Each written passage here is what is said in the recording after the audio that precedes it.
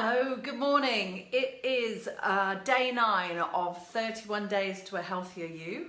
I'm Nadine and I'm an exercise and lifestyle specialist, and I've been here for the last 9 days, well today's day 9, giving you some healthy tips and pieces of advice plus a couple of activities to educate you and to what will I say, help you feel inspired to take action and feel more energized, get better sleep, and just be feeling good. I have got 100 things on my mind, as you may be able to tell, simply because I just fumbled through that. School holidays, lots of things going on. We've got some friends visiting from Sydney later on today, so I'm just trying to get 1,000,001 things done, including baking some bread, which is why I'm here at the random time of 11:55, because my bread is in the oven and I don't want to burn it. My dad's a baker. I grew up in a bakery and I have never ever baked bread. I worked in my dad's bakery as a kid and growing up through my teens and early 20s, but I never actually made bread until a couple of months ago, and it's just been a bit of an experiment, but the kids love it, so I'm doing that instead of buying stuff from the supermarket, because there can be some nasty things in it. Anyway, today we're talking about food and what foods nourish you. What foods nourish you? So when we think about nourishment, we generally think about the quality of foods in terms of their nutrient value. Okay, so whole foods, fresh foods, things that don't come out of packets. Okay, things that are grown, meats, fish, poultry, that sort of thing, fruits, veggies, nuts, seeds. Nutrient dense food is it's certainly what springs to my mind when I think what's nutritious. Okay, but I've read this book and it was a long time ago, so I haven't been able to find the specific chapter or segment about what I'm going to talk to you about today, but it's a book called Nourishing Wisdom, and I haven't written the name of the author down, but I can put that in the comments. And this guy's a dietitian and a nutritionist, and helps people with managing their food, but approaches it from a little bit of a different angle, because he talks about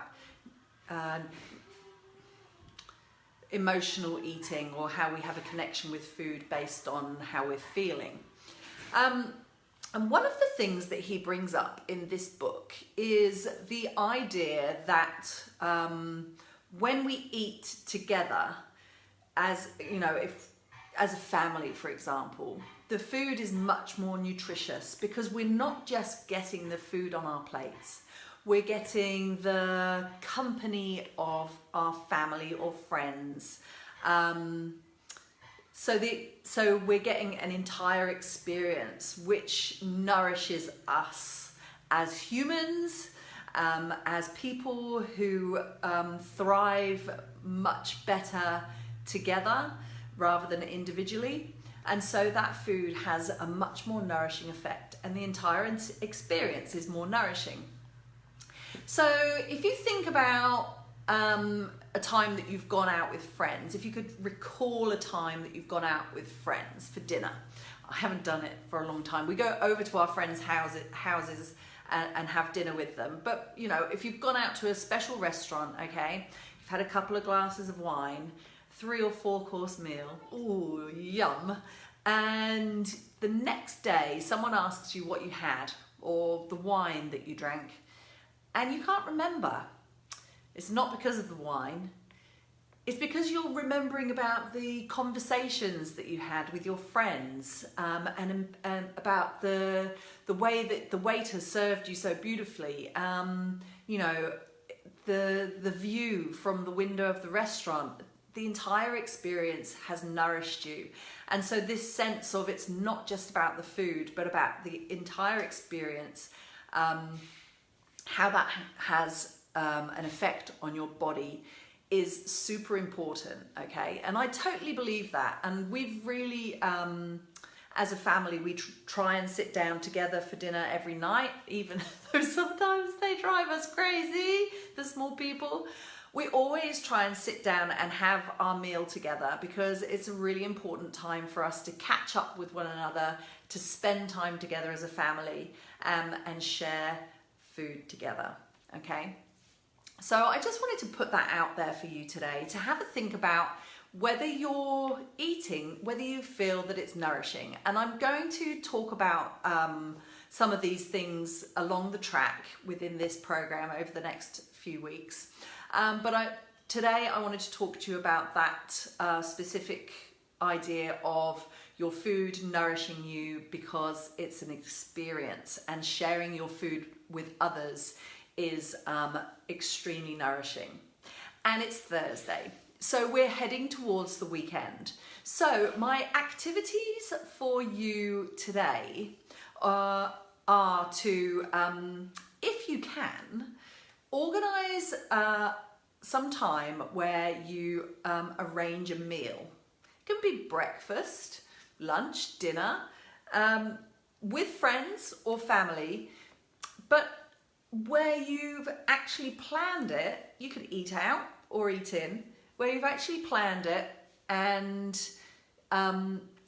so you invite your friends or your family together, you know, big or small, partner, best friend, big group of, you know, 2 families together, which is what we often do.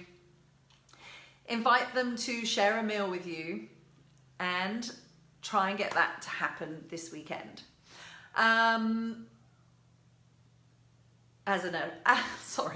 a nourishing experience, okay? So that's the first activity. Second activity is to, next time you sit down and eat, just think about how you feel about the food. Are you eating it in a rush, or are you actually experiencing the food that's going into your mouth? Is it nourishing you, or is it just like making you feel rushed and whatnot? So that's the next thing. So just be more mindful about the next meal that you eat. Plan a meal with family or friends. Invite them to share a meal with you at some stage over the weekend if you can. And number 3, head over to that Facebook group and join us so that you can discuss your experiences, ask questions, and get some support. Sorry I waffled. It's just one of them days again. Hashtag mum life.